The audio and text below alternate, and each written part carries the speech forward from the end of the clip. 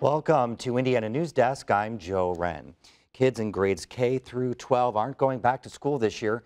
They'll finish from home, either working online or completing take-home materials.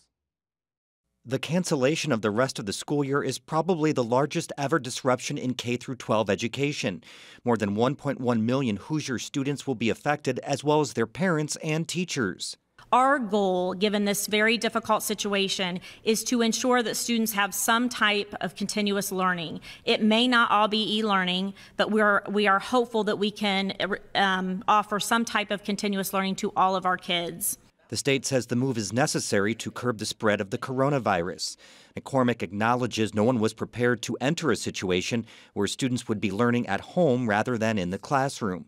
She says a lot of the details will be worked out over the coming days. What are we going to do with that skill gap that obviously has come over the last few months and will continue on through the end of the year, and then our concern again is summer into next fall. But our goal is to look at our resources, understand our capacity so that we can address those gaps.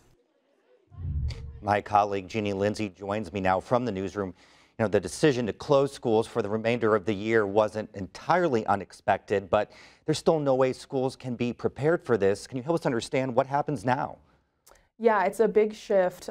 School buildings will be closed through the end of the school year unless in a past executive order they were told to be open to offer things like childcare for essential workers.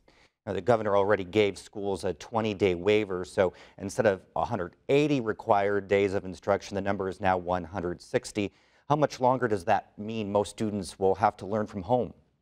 Right, so the 20 days are kind of a buffer. Schools can decide how to use those, but it's basically to ease the pressure for this huge transition that everyone's making. So schools don't have to provide instruction on those 20 waiver days, and they can use those for professional development. But again, it's up to every local school to decide how they want to be teaching students right now.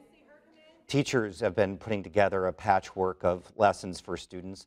What guidance are they getting from the state when setting expectations? Right, so obviously we heard from Jennifer McCormick, who's expecting some sort of continued learning to keep going. So the state has been providing a lot of technical support, and they've been hosting webinars and trying to share resources and tools. So they've been letting schools kind of determine locally how they'll serve students, but there is an expectation that learning will continue, and they've been trying to play that supporting role to help with some of the technical lifts on that. Jeannie, are students able to check enough boxes, so to speak, that they'll be able to move on to the next grade without any issues, or will there have to be remedial learning next year? And then what about graduating seniors?